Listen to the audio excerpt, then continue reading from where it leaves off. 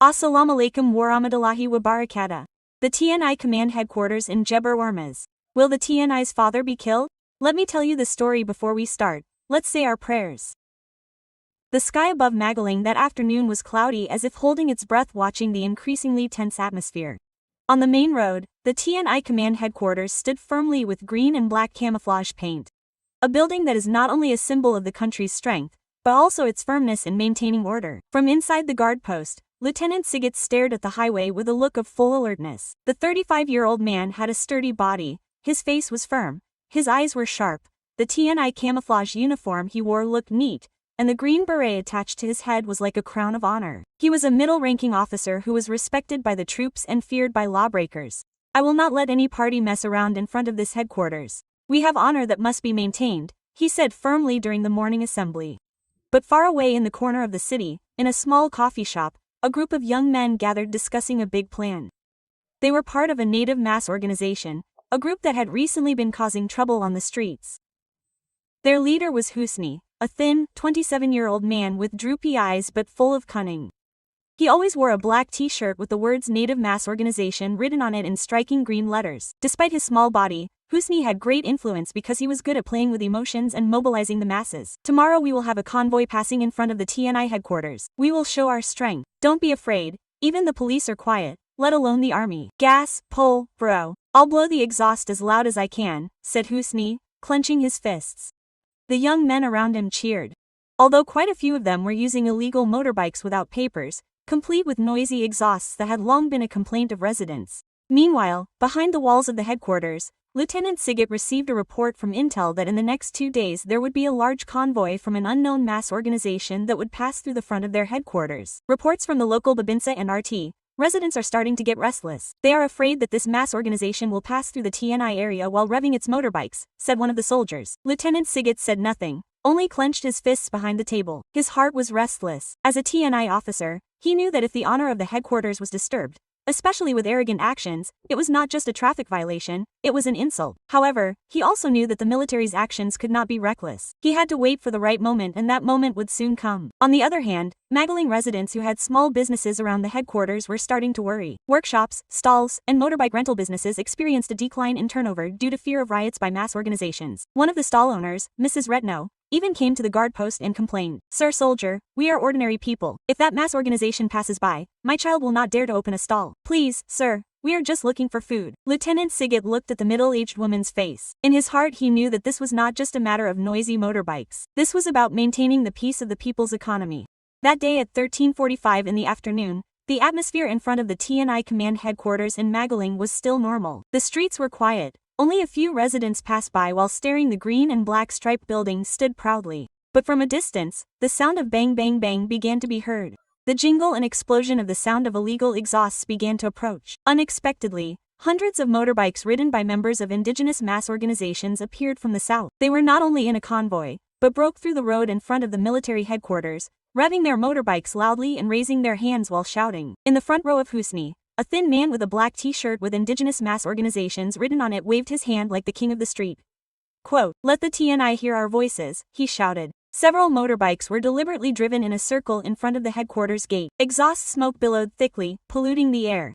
A young man even threw away a used gasoline bottle that was still burning, and a small fire began to catch on an old motorbike parked by a resident in front of the guard post. Lieutenant Sigit, who was in the control room, immediately ran out. With a stern face he stepped out the gate. Quote, "Stop it all," he shouted, his voice piercing the roar of the exhaust. But Husni only turned his head with a mocking smile. Quote, "We're just passing through, Mr. TNI. Don't be emotional," he said loudly. Lieutenant Sigit saw Mr. Marty's old motorbike. The residents who usually helped clean the headquarters yard had been half burned. His face tensed. Quote, "You burn people's motorbikes and you think they're just passing by." That was when the first order was issued. Sigit signaled to the soldiers guarding the post, "Take the documentation and send it to the upper command. This is not a convoy. This is an insult to state institutions." Husni was still laughing, but the tension in the air was getting stronger. The conflict could no longer be contained. This was not just a convoy. This was an open challenge to military honor. Lieutenant Sigit stared sharply at the sky. "If they want a war of words, we have a more dignified way." Along the main road of Magalang, hundreds of members of indigenous mass organizations gathered again. They had become bolder after yesterday's action went viral on social media. Husni even said in his live streaming, "Tomorrow we will make history. We will surround the TNI headquarters so they know who the real king of the streets is." On the other hand, Lieutenant Sigit did not remain silent. He gathered a special team from the Magalang Kodiem Intel troops to replay all of yesterday's documentation. He also received a report from the Regional Finance Service that many government assets such as official motorbikes and village equipment had been damaged in the brutal convoy.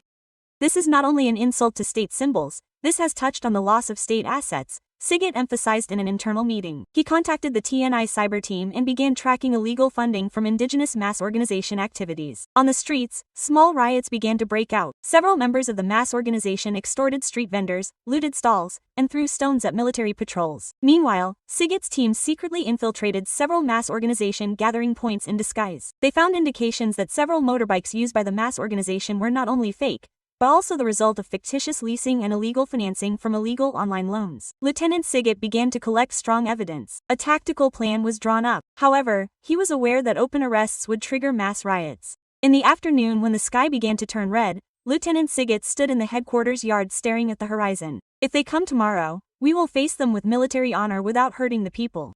The conflict has escalated. Tension has enveloped the city. Tomorrow will be the day of reckoning. The atmosphere is tense. Hundreds of members of indigenous mass organizations are in a convoy returning to the TNI headquarters. Illegal motorcycles with noisy exhausts fill the streets, blaring loudly. Like an open challenge, Lieutenant Sigit is ready inside the command headquarters painted in green and black stripes. Dozens of TNI members are in full alert formation without sharp weapons but with cameras, handcuffs, and tear gas. They do not want to hurt, only stop. At 10:45 Western Indonesia time, the group of mass organizations arrived right in front of the gate. Husni, the mass organization leader, got off his motorbike, raised his fist, and shouted loudly, "We are the people. We are free. The state should not control us." Suddenly, Lieutenant Sigit's voice was heard from the headquarters speaker. "We from the Indonesian National Army will not allow the symbol of the state to be trampled on by thugs disguised as the people." Then something unexpected happened. A member of the mass organization threw a bottle filled with gasoline towards the headquarters gate. The fire engulfed a mass organization motorbike that was parked too close. In an instant, the motorbike caught fire. Panic ensued.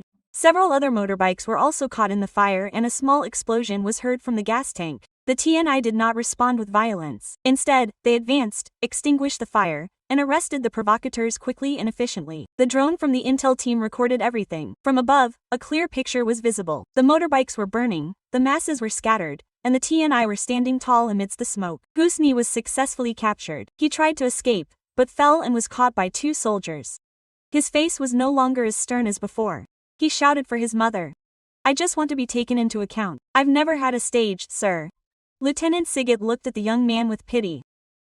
"You are not our enemy, but this country is too big for you to play with." That day, hundreds of mass organizations were arrested without a single shot being fired. The illegal motorbikes were taken away. The fire was put out. The city was calm again. But the wounds in the hearts of the nation were still felt. This was not just about noisy motorbikes. This was about the dignity and law that they had been trampling on. Days passed. The smoke from the burning motorbikes had disappeared, but the scars of yesterday's incident could still be felt in the air of Magalang City. Hundreds of members of the indigenous mass organizations who were caught were now placed in military barracks on the outskirts of the city. The barracks were not prisons, but training grounds. The simple building was surrounded by barbed wire fences. But the atmosphere felt cool. Lieutenant Sigit did not want revenge. He understood that many of the members of the mass organizations were just unemployed young people who wanted to exist and be considered important. Every morning they were woken up at 4:30. They were told to clean the barracks, do push-ups, practice marching, then listen to a short lecture from Lieutenant Sigit. "You have great potential, but you sell your dignity just for the cheers on the street. This country does not need thugs, but needs young people who are brave, honest." Many cried, including Husni. One morning as he was sweeping the barracks yard, he looked at a soldier's green beret and said softly, "I wish I had joined the TNI earlier." Lieutenant Sigit approached and patted his shoulder. "It's never too late, but first you have to make peace with yourself." Meanwhile, in another room, TNI members conducted an audit of financial data related to the illegal activities of the mass organization. It was revealed that some of the funds for the mass organization's activities came from illegal levies on the streets and extortion of small businessmen. The confiscated funds are now being diverted by the military finance team to be channeled to a coaching and job training program for former members of the mass organization. The state does not only punish but also restores. Lieutenant Sigit emphasized that justice is not just about arresting. Justice is about returning someone's direction in life, and that is taking place in this barracks. A barracks that not only accommodates their bodies, but begins to change the contents of their heads and hearts. 3 weeks have passed since hundreds of indigenous mass organization members were trained in the TNI Magalang military barracks. The atmosphere that used to be full of blaring exhausts has now been replaced by neat rows and salutes. Lieutenant Sigit stood in front of their line, standing tall. His face was firm but his eyes were slightly wet. Today we no longer detain you. Today we release you as new citizens. One by one the members of the mass organization were given coaching letters and job training certificates. Some were channeled to motorcycle mechanic training, some to cooperatives fostered by the TNI. Husni stood at the front. His shabby clothes had been replaced with a training uniform. He bowed and saluted Lieutenant Sigit. "Thank you, sir. I will not waste this second chance." At the gate of the barracks, dozens of families were waiting. There were hugs, there were tears. Not tears of sadness, but regret and new hope. Lieutenant Sigit just stood at a distance. Watching all that, a young soldier approached him and asked, "Sir, is this finished?" Sigit smiled thinly. "Not finished, but just started. We are not only building barracks, we are building the future of the nation." The next day, news of the changes in this mass organization spread throughout the country. It went viral on social media, it was reported on television. Many other young people who had wanted to join mass organizations now chose a different path. The Magalang regional government recorded a decrease in street gangsterism cases of up to 80% in the last month.